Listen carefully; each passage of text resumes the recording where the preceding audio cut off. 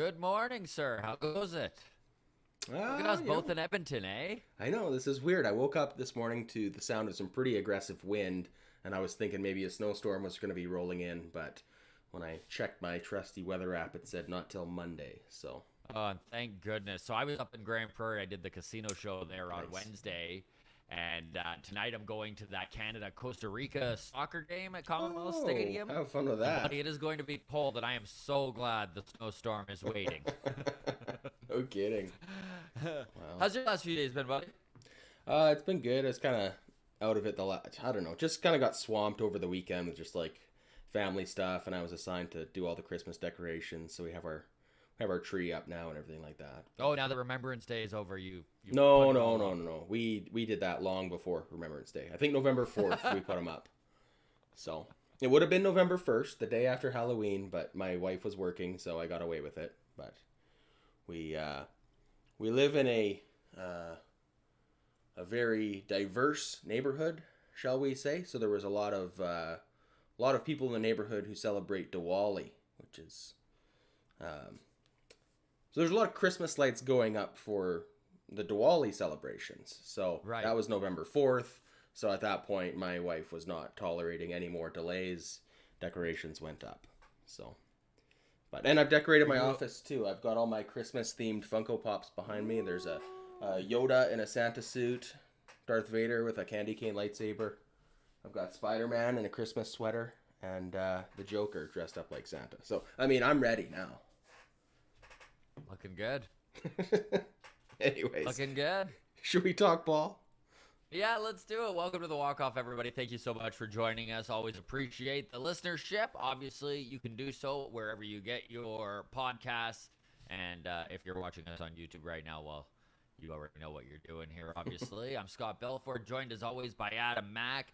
We've got all sorts of stuff to talk about today. The GM meetings, we'll delve into that, and the fact that some news just dropped from Jeff Passan that it looks like this free agent class may be getting some signed players sooner than we originally thought.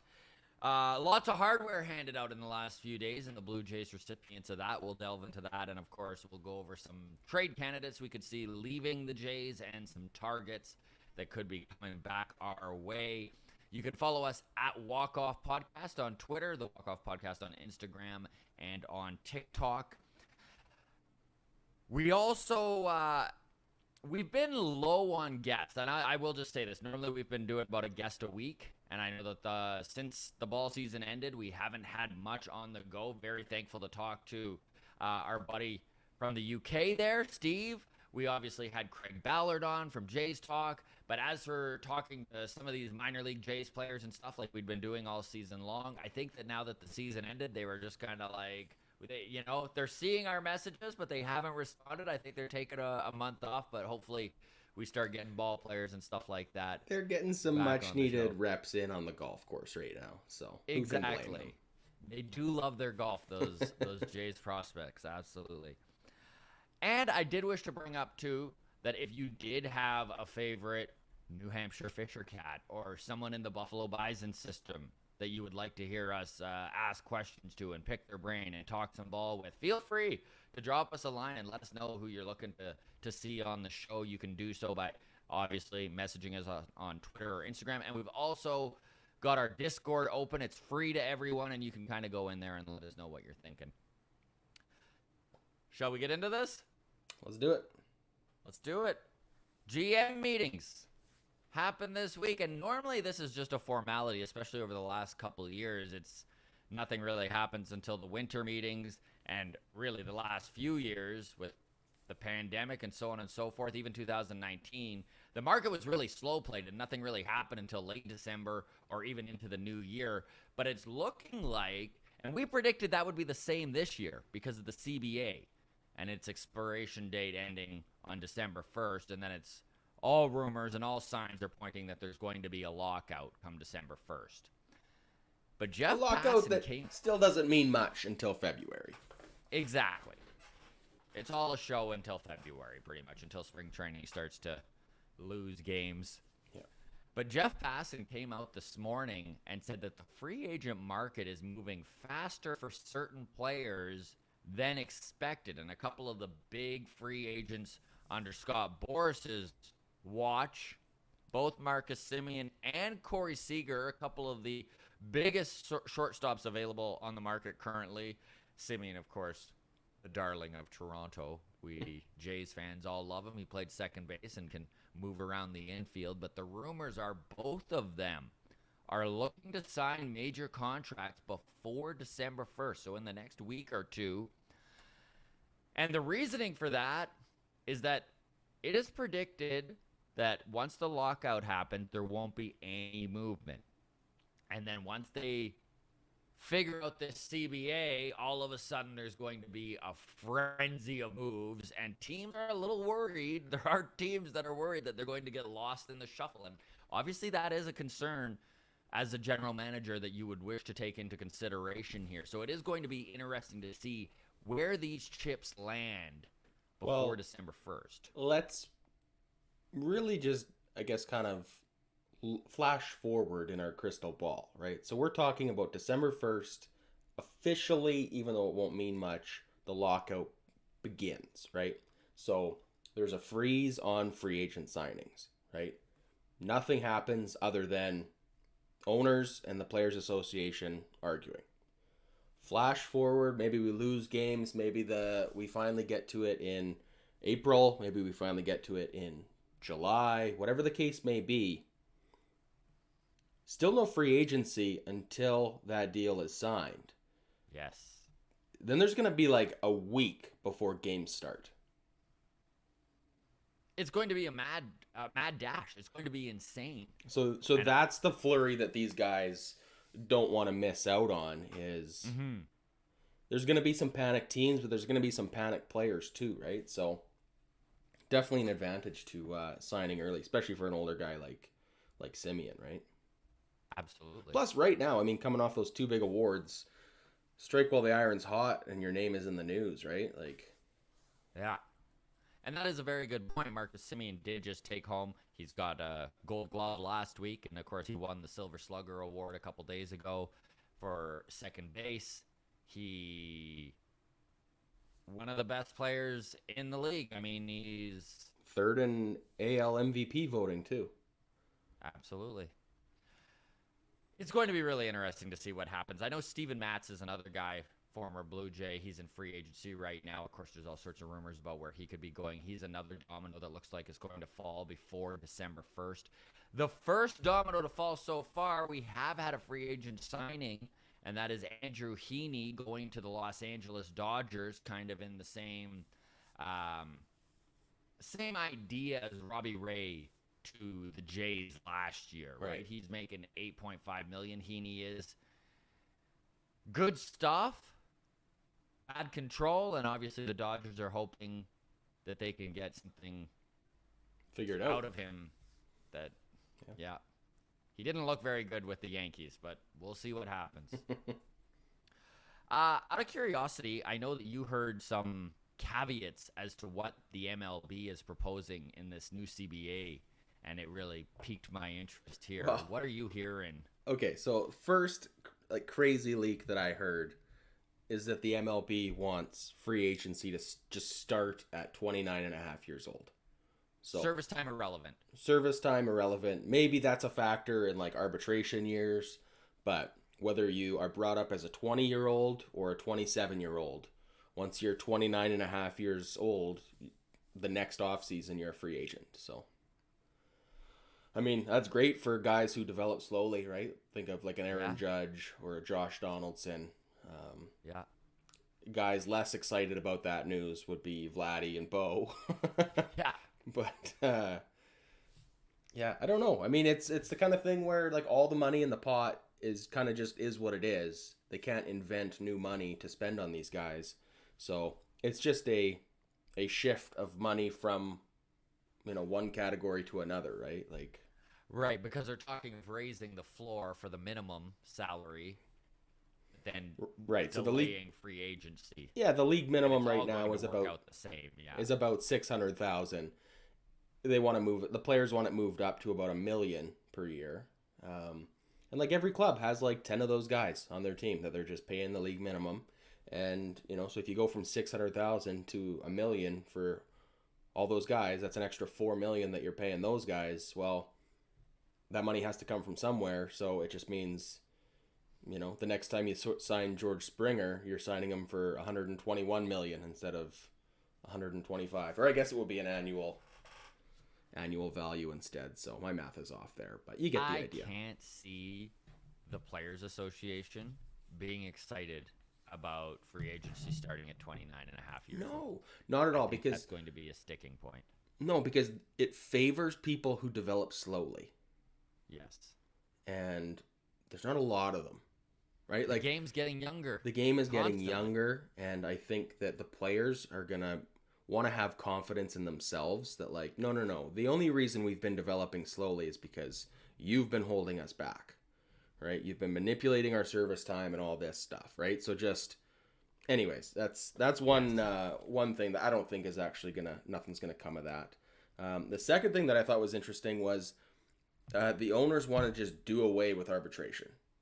So right now, as it stands, your first 3 years in the league, you get the league minimum. That it just is what it is. And then years 4 through 6, you go to arbitration. So basically, with the help of an agent, you sit in front of a panel of 3 judges. You say, this is how much money I think I'm worth. And then the owner of your team says, I think they're worth this much. And then the arbitrators decide which one is more right.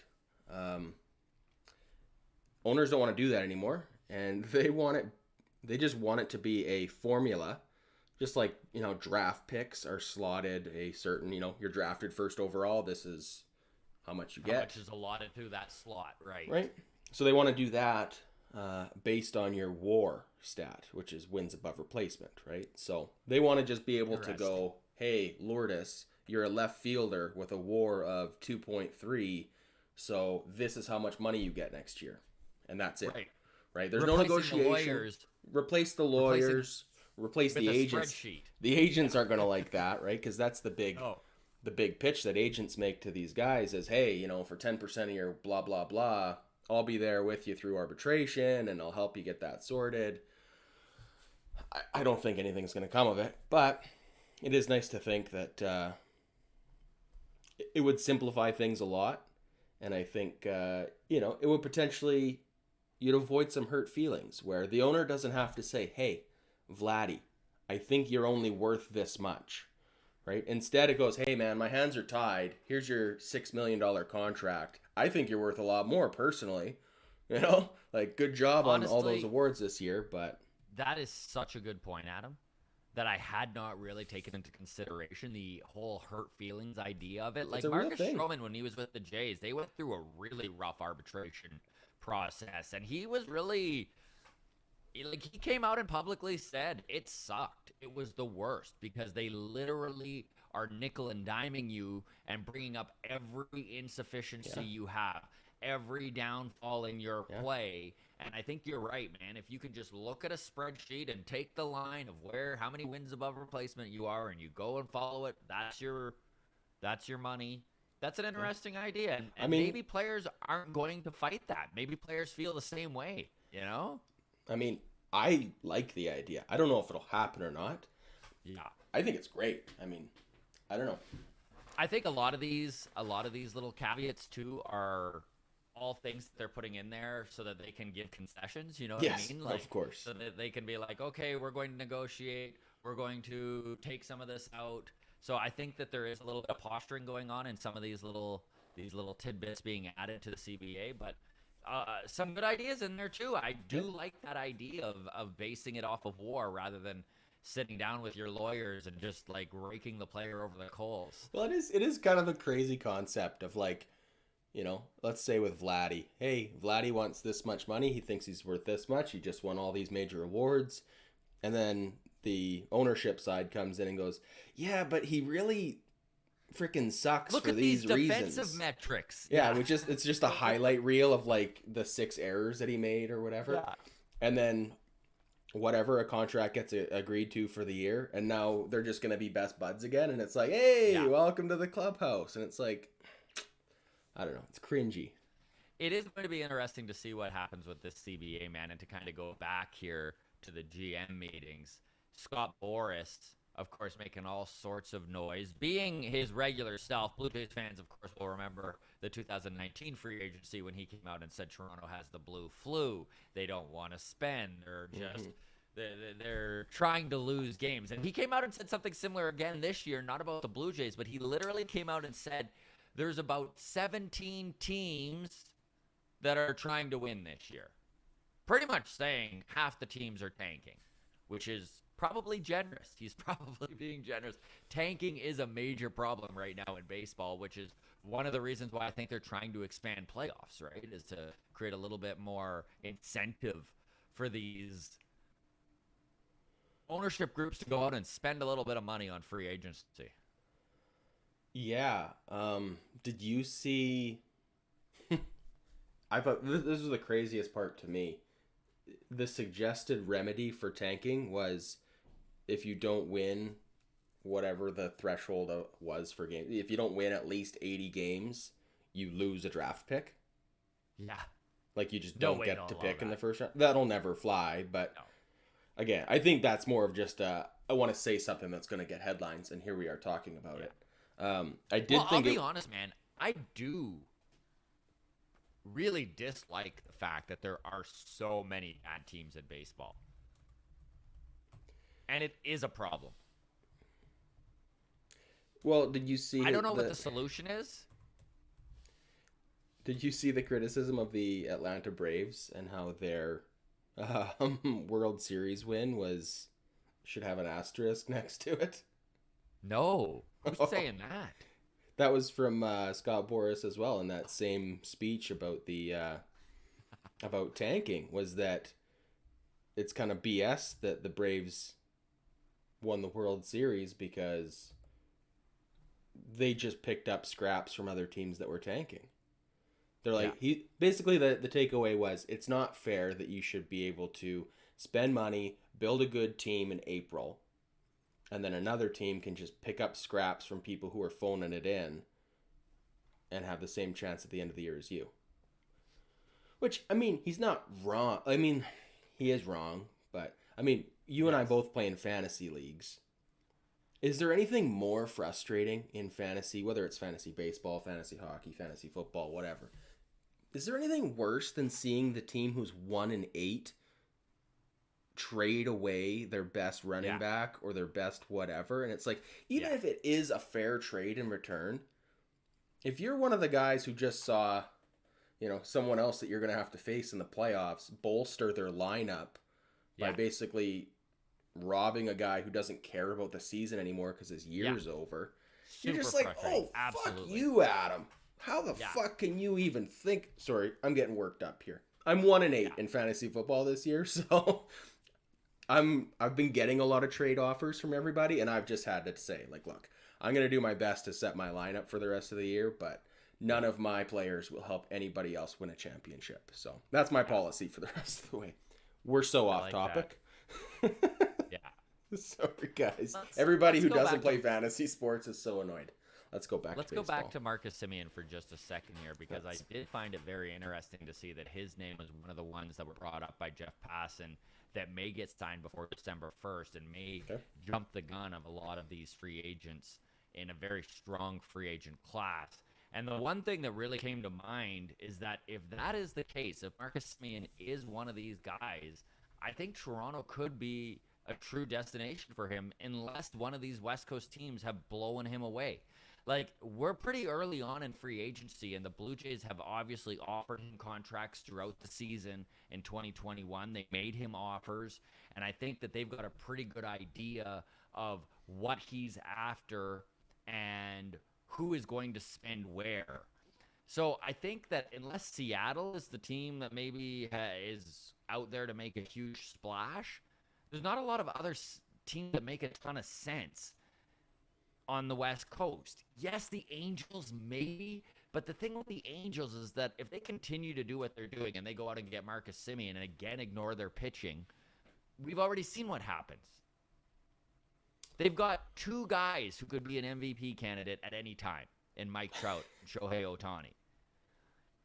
I think that their sights are set on pitching, and I think that the money that they do have, even though they are a very big market and do have a ton of clout when it comes to the bankroll that they can use, I can't see Semien fitting in there. So really, the best fit is Seattle and Toronto.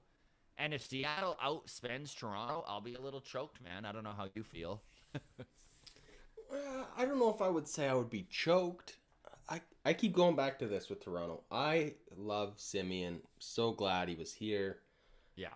I'm willing to spend to keep him here on like a 3-year deal. I'm willing to overspend on like a 3-year deal. I'm not willing to do something that will even a little bit jeopardize our ability to sign Bo and Vladdy.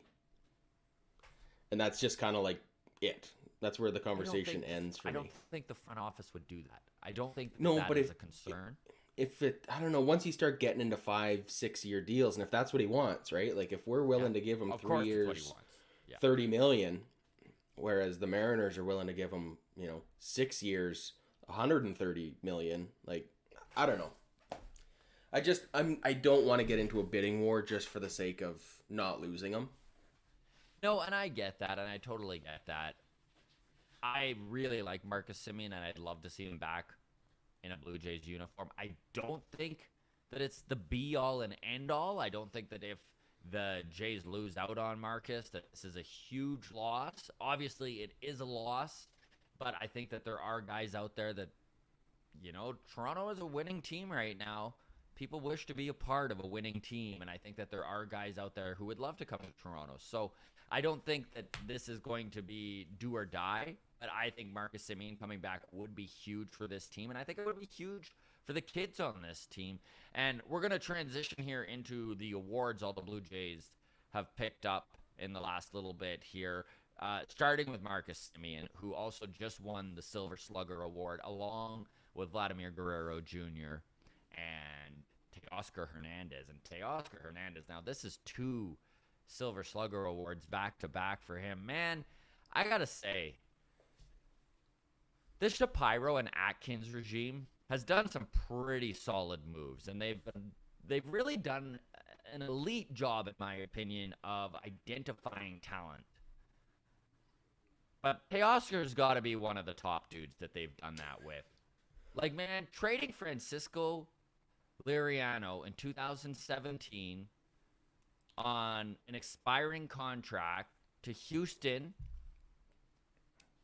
to bolster their bullpen and even starting rotation for their run at a contention there. Yep. And to get Teoscar Hernandez out of that, who has just been the backbone of this team since 2019. It's incredibly impressive, man. They got a young, very controllable dude. Like, he's under contract until 2023. Like, he's arbitration eligible right now, and we'll see where he winds up landing. But, man, tip of the hat. No, it's a great move, and I think you bring up something interesting with Teoscar. I mean, I know we're going to talk trade talks in a little bit. Is there any chance he gets traded? Is he a trade candidate in your mind? No, but I don't know, man. It would really depend what's coming back. Like, that would be a pretty big blockbuster. That being said, I mean, we watched the Jays do the exact same thing back in 91 when they brought in Joe Carter and Roberto Alomar, right? Like, it was a pretty blockbuster trade that did that. So maybe there is a shakeup going on. You know what? Let's hold off on trades for now. We got more awards to get to. I know we're going to talk trades later. Vladdy, while we're talking about him, he won the Hank Aaron Award, and that's for the top hitter in each league, and that's voted on by the media, and Vladdy taking the American League Award, and why wouldn't he? 48 home runs, 311 batting average. Incredible season. 111 RBIs, a 600 slugging percentage, OPS over 1,000. I mean, the guy it was his coming out party this year, right? Yep.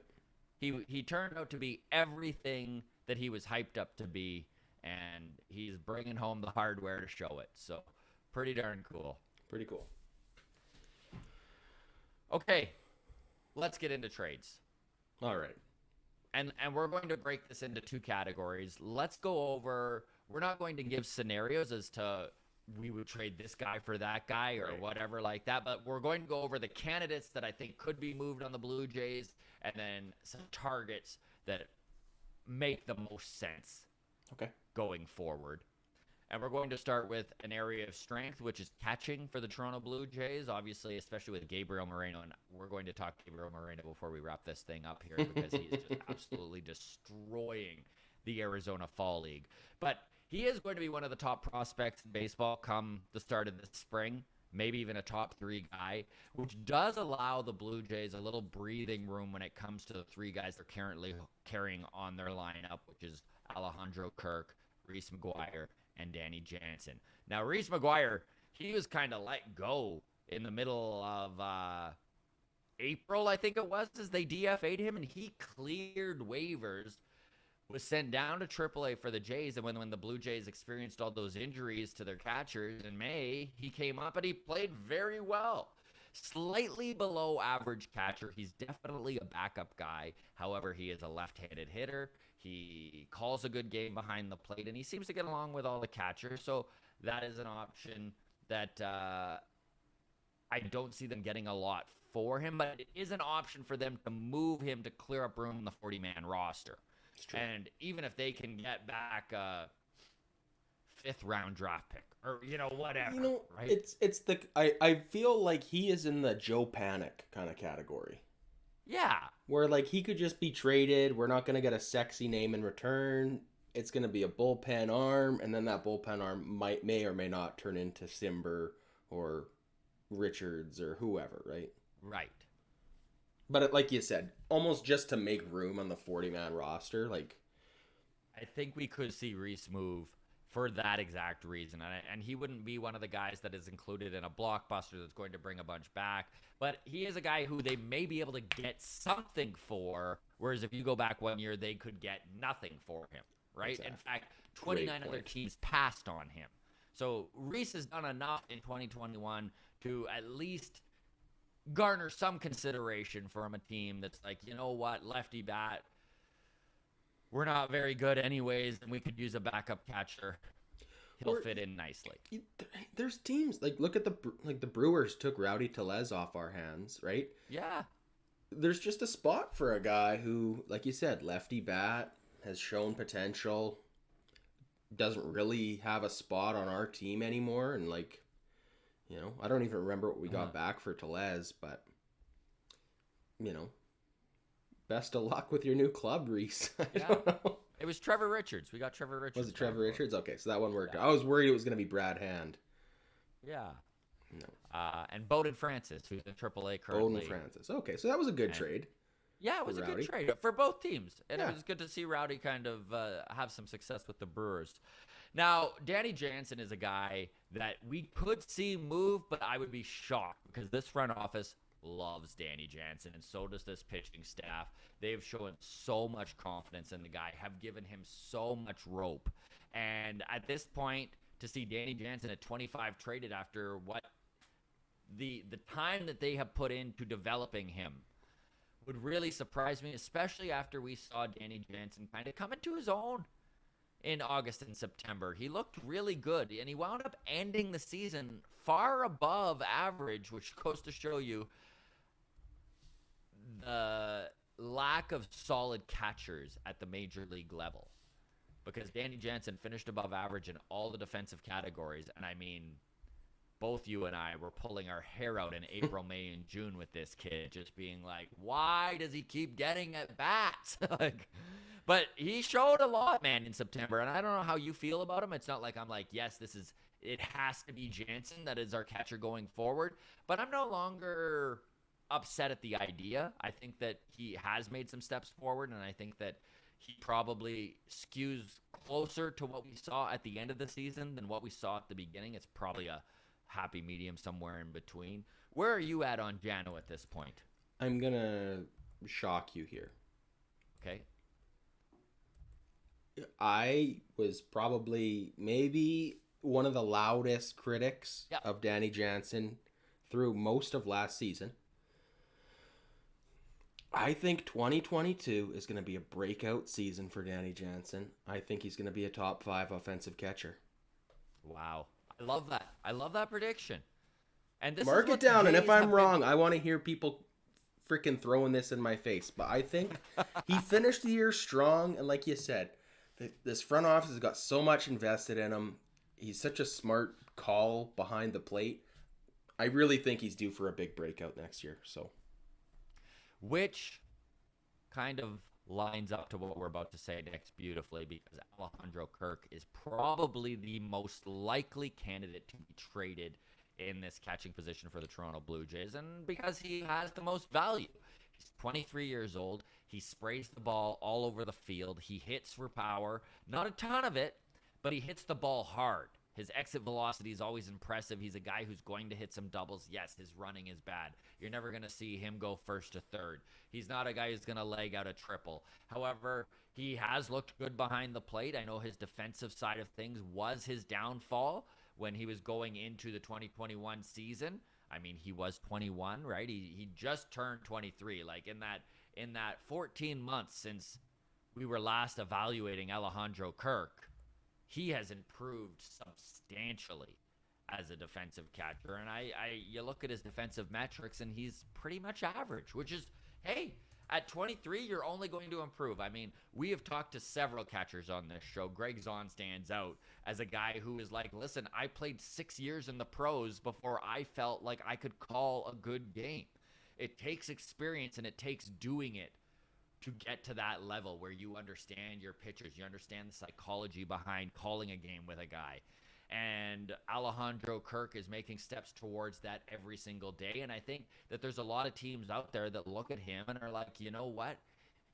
In a league that is deficient in good catchers, this is a guy who could be an above average hitting offensive catcher and calls an average defensive game. You can't ask for more.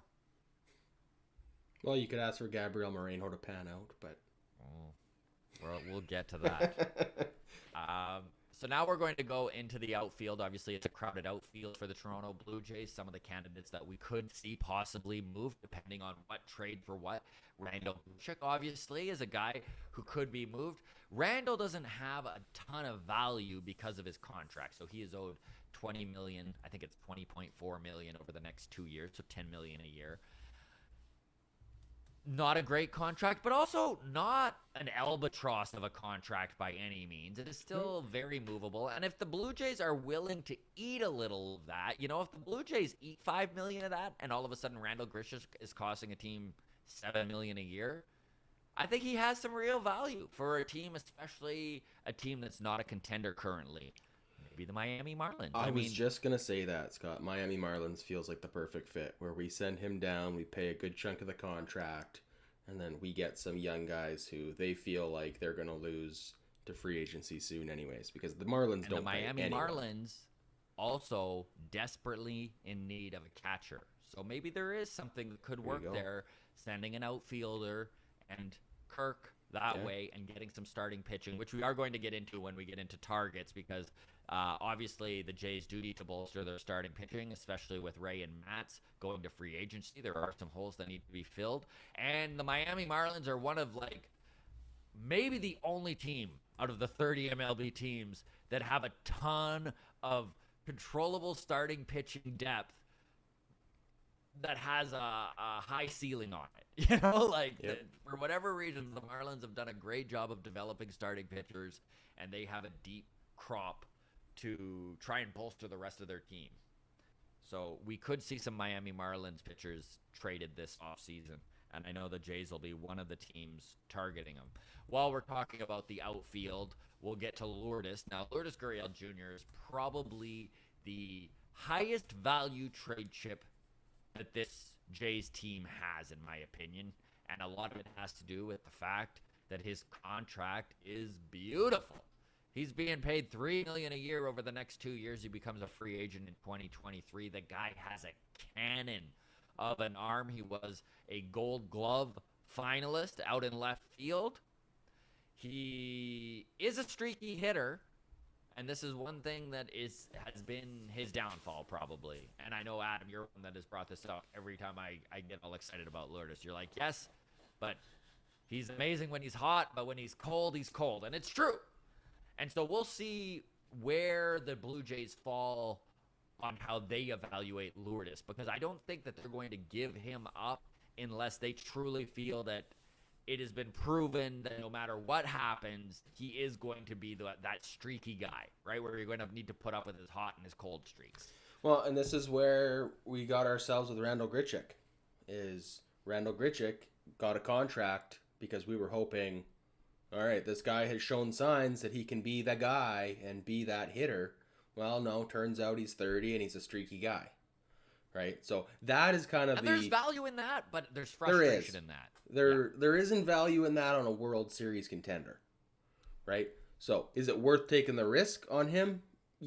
I guess. I mean, we'll see, right? Yeah. We'll see how the market shakes out. But that is kind of the blueprint, I think, for Lourdes Gurriel. Is there's, on the one hand, maybe he turns into Teoscar, and then on the other hand, maybe he turns into Randall Grichuk. So those, I think, are the two options. That's a really good comparison. Is Teoscar, because this team has defensive shown a lot of patience. Yeah.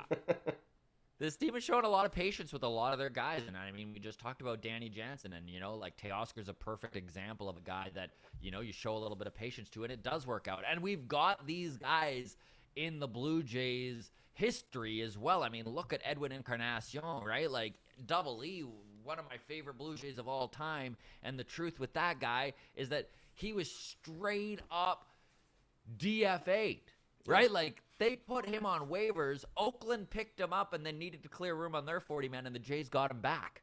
Like, Edwin didn't break out until he was 29. Jose Bautista didn't break out till he was 28, and Lourdes Gurriel, sitting at 28, has shown the potential to be one of those guys. And I know we've talked about this before. If he is a trade chip, my biggest nightmare is trading him to Cleveland for Jose Ramirez and then watching their numbers be comparable the whole season, right? Like, yes. Last and not least on the list of guys, actually, we've got a couple more guys that could be traded. Cavan Biggio, super utility guy, obviously has some value, and it depends on what other organizations view him as. Do they view him as the incredibly disciplined at the plate guy that we saw in 2019 and 2020, or do they view him as the nightmare that was his 2021 season? Obviously, we've talked about Cavan lots and the fact that he went through a lot of injuries. We talked about the fact that he was playing a position he'd never played before in third base and wasn't comfortable at and looked uncomfortable at. I think his value is going to be dependent on the organization that is looking at him. Yeah. I don't know. This is a tough one for me because I am a Biggio believer. Yes.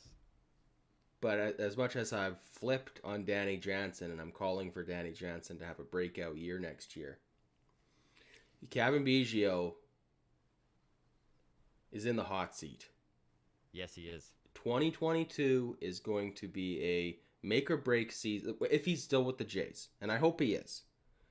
I hope he gets to play second base, and I hope that settles things down. I think it's really this train is rolling, and it's either get on, find a seat, or we're going to find someone else to do it.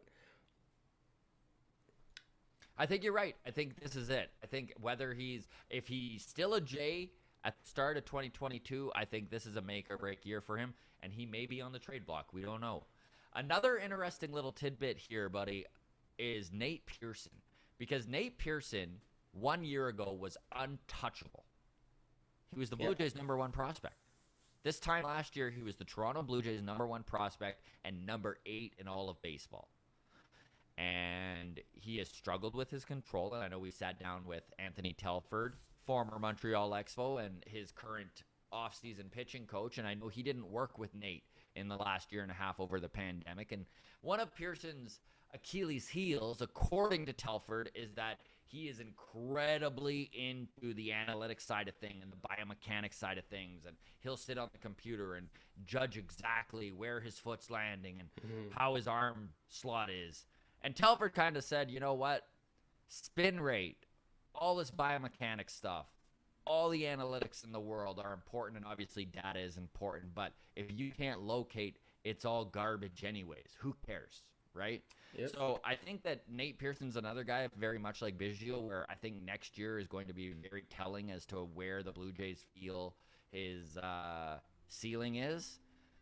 And he very well might be a guy who could be traded this season, or this offseason, I should say. He's a guy that's very much like Lourdes. It would be a haul coming back, I think. Like, I think we could see Grishik moved to try and create some space financially. I think we could see a guy like Reese McGuire traded, try and clear up room on the 40-man, stuff like that. But I think if we see Lourdes or Nate moved, it is big, right? Whatever's coming back. Yeah. No, I think you nailed it right on the head there. We'll get into the targets. Obviously, the Blue Jays are definitely going to be in need of, we touched on this, right? Starting pitching. Pablo Lopez and Eliza Hernandez are a couple of names with the Miami Marlins that seem to be popping up quite a bit. And again, Alejandro Kirk could be a guy going back. I mean, honestly, dude, if we can get Pablo Lopez, I would do that. I would trade Alejandro Kirk tomorrow. Like, some of these young, controllable arms on this Marlins team, buddy, like, it is so impressive, the stable of guys that they have managed to acquire. And we're not even talking Alcantaras. We're not talking, like, Sixto Sanchez. Like, these are their bottom guys, and they would come in and be a number 3 guy on this Jays starting rotation. So, and a controllable arm, that's exciting stuff. And if you're going to trade a guy like Alejandro Kirk with a ton of control on his end, you would kind of want that being returned, right? So that's an interesting idea. The Cincinnati Reds are also shedding salary. I mean, we watched them trade their catcher Barnhart just the other week, which also means they've got a hole at catcher now, right? So that kind of lines up with the Blue Jays as well. Nick Castellanos opted to go to free agency, so they've got a hole in the outfield. So again, Sonny Gray, Luis Castillo, both under contract for 2 more years with the Reds, and the Reds are looking to shed salary. So maybe there is some sort of partnership with the Blue Jays that could work out well, where they could fill a hole in the outfield, fill their hole at catcher, and give up a Luis Castillo and still maybe compete. Because that was one thing the Reds, it's almost sad to see them need to strip down salary because they were so competitive this last year. And I know that the last 2 weeks of the season they did kind of drop out of it. But, man, they were right there almost the whole 162 games. Yep. We'll end on this. Okay? And we always appreciate all the viewership and the listeners. Thank you so much. We are going to end on Gabriel Moreno. The kid he's blowing everyone's mind. And this is a guy that we have talked about all season long. And Blue Jays fans are fairly familiar with him because he's been one of the top prospects since the beginning of last season. He's been talked about a lot. But, man, he went into this Arizona Fall League, which is the majority of the Arizona Fall League is major leaguers and high-end prospects. So he played in Double-A all year. He got a call up to Triple-A right at the end of the season there. But he is playing with the highest level of talent as his opposition that he's ever played with. And he is dominating. He is completely dominating this league. These are his numbers after 5 weeks in the Arizona Fall League. Okay. He's hitting .373, a .470 on base percentage, and just under a .600 slugging. Vladdy Guerrero Jr. has a .600 slugging, and Gabriel Moreno is slugging right now .593. It is absolutely insane what this kid is doing at 21 years old. He's looked good behind the plate, but even a little interesting caveat here, he is seeing quite a few reps at third base in the Arizona Fall League. Third base, of course, probably the biggest area of need for the Toronto Blue Jays currently. Could we see them make a splash? Go big in on a guy like Marcus Semien, bring back our boy? and then maybe see Moreno transition to third base and get a call up in early May. I don't know if this is the route that the front office would wish to take, but it is another option. And he is really pushing the Blue Jays' hand, and this is one thing that this front office has done. They did it with Manoah, right? They forced him to pitch his way into the lineup. Like, Manoah left them no choice. He was dominating so heavily at AAA, they were like, well, we got to call him up, even though this wasn't the plan. And I think Moreno's kind of doing the same thing. Well, here's the thing with Moreno, and yes, I do just want to touch on the fact that Ross Atkins has said that his name does come up 3 or 4 times a day at these meetings.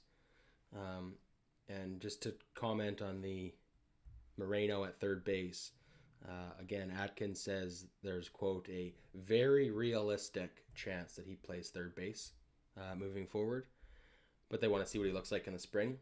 So the advantage of him going to third, and I mean, especially given this almost guaranteed at this point Danny Jansen MVP season that we're going to see in his breakout year next year.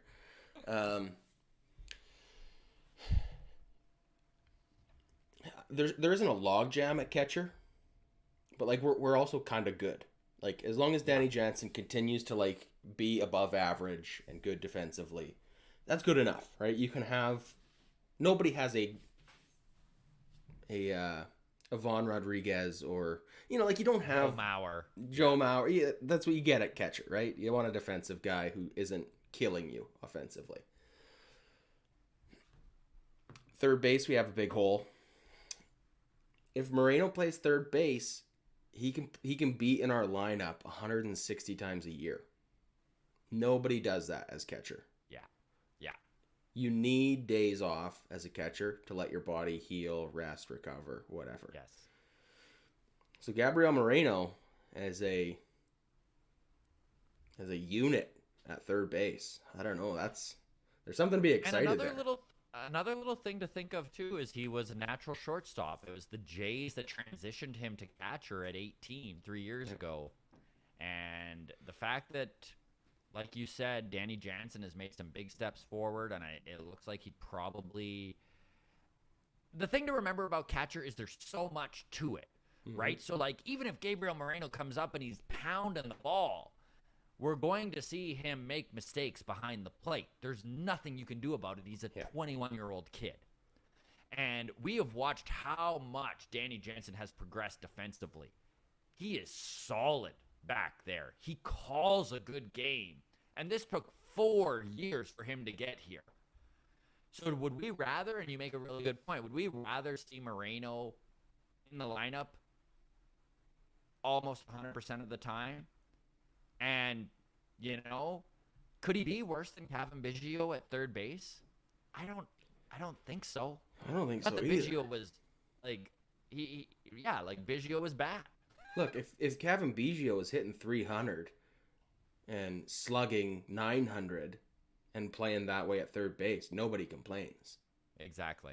I'm not saying that's what Moreno's going to do in his rookie season, but, I mean, one thing we've discussed this kind of, well, all of the last half of last season, is that Moreno might potentially be the price that we need to pay to bring Jose Ramirez in, who would be our third baseman. I think I'd rather have Moreno at third base for the next 7 years for basically for free. Mm-hmm. Right? Like, he's not going to cost... half, maybe, if the CBA gets amended. Like, contract-wise, there's an advantage of having Moreno play third base for free when we're having to pay Vlad and Bo, 3-4 years from now, right? Yep.